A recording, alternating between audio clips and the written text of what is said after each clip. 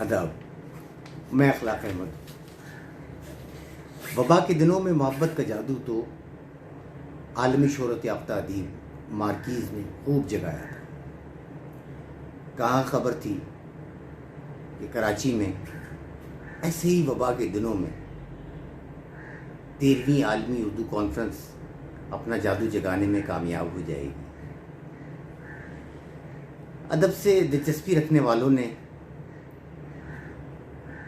Arts council Karachi کے صدر احمد شاہ کا وہ اعلان خاصی حیرانی سے اور بہت زیادہ بے یقینی سے سنا تھا، جس میں اردو کانفرنس کے انعقاد کی خبر دی گئی تھی۔ اس بے یقینی کا سبب شاید کورونا کی وہ دوسری لہر تھی جو ہمارے شہروں کو اپنے لپیٹ میں لیتی جا رہی ہے۔ یہ بے یقینی افتتاحی اجلاس کے ساتھ ہی ختم ہو گئی۔ کراچی 4 روز تک اردو کانفرنس کے ذریعے لطف کے ایک انوکھے نشے سے سرشار رہا۔ ٹھیک ہے، اس بار وہ پہلے جیسا میلہ نہیں تھا، احتیاط ہی احتیاط تھی، لیکن اس بار وہ پہلے جیسی دنیا بھی تو نہیں ہے۔ یہاں پر ایسی احتیاط تھی، اس نئی دنیا میں SOPs کی پابندی تھی، ماسکس اور سینیٹائزرز تھے، ہجوم کی ممانعت تھی، ہر نشست کے بعد دوسری نشست خالی تھی، صرف مندوبین، منتظمین اور رجسٹرڈ لوگوں کا داخلہ تھا، ہر اجلاس کی براہ راست لائیو سٹریمنگ ہو رہی تھی۔ کبھی سوچا بھی نہیں تھا کہ کراچی میں اردو کانفرنس یوں منعقد ہوگی۔ پہلے دن ہی بھارت سے شمیم حنفی صاحب نے اور گوپی چند نارنگ صاحب نے خطاب کیا، آن لائن خطاب۔ اب آپ جانتے ہیں کہ آن لائن خطاب میں وہ مزہ تو نہیں ہے۔ یاد آتا ہے کہ پچھلے برس شمیم حنفی صاحب خود آئے تھے تو گویا اردو کانفرنس سج گئی تھی۔ انہیں دیکھنا، اسٹیج پر ان کی جادو بیانی سے لطف اٹھانا، کسی میز کے گرد دوستوں کے ساتھ بیٹھ کر ان سے زمانے بھر کے قصے سننا، اس کا مزہ ہی کچھ اور تھا۔ سچ پوچھیے تو ایسے اجتماعات کی اصل خوبی یہی ہوتی ہے کہ آپ ایک ہی چھت تلے بہت سے بڑے لوگوں سے مل لیتے ہیں، ان کی دانائی سے فیض اٹھا لیتے ہیں، ان سے کچھ سیکھ لیتے ہیں، جو سیکھنا آسان نہیں ہے کیونکہ سکھانے والے اٹھتے جاتے ہیں۔ چند نام سن لیجئے جو اس اردو کانفرنس کا حصہ تھے، آن لائن بھی اور جسمانی طور پر بھی۔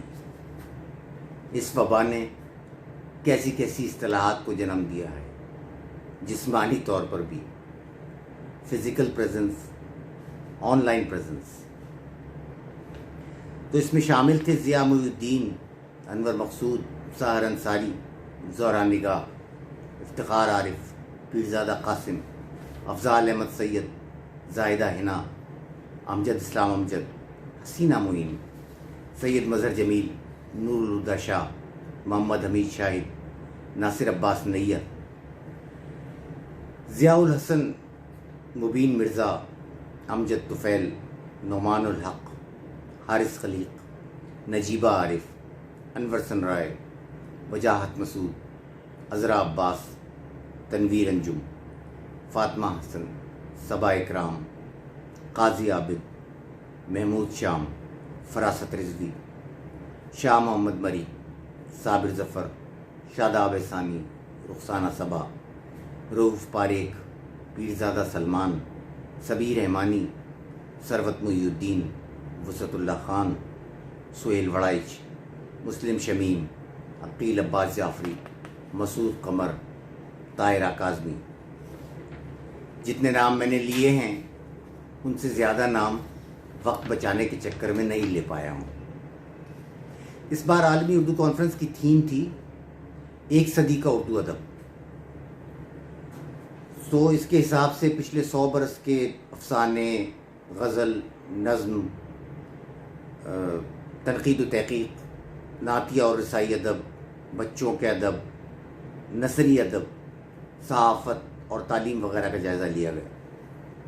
اسی طرح پاکستان کی دیگر زبانوں یعنی 100 برس کے پنجابی، سرائکی، سندھی، بلوچی اور پشتو ادب کے لیے اجلاس منعقد ہوئے۔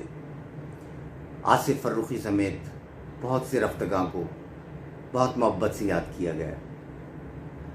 مشاعرے ہوئے، 19 کتابوں کی رونمائی ہوئی، موسیقی کی محفل ہوئی۔ وبا کے ان دنوں میں جو عالمگیر تنہائی اور اداسی کا زمانہ کہلاتا ہے، احمد شاہ اور ان کی ٹیم نے اپنے جنون کے ذریعے اور اپنی کمٹمنٹ کے ذریعے بے حد احتیاط کے ساتھ 13ویں عالمی اردو کانفرنس منعقد کی تو ایسا لگا جیسے ویرانے میں چپکے سے بہار آ گئی ہو۔ دعا ہے کہ اگلی بار جب اردو کانفرنس منعقد ہو تو یہ بہار چپکے سے نہ آئے، الاعلان آئے۔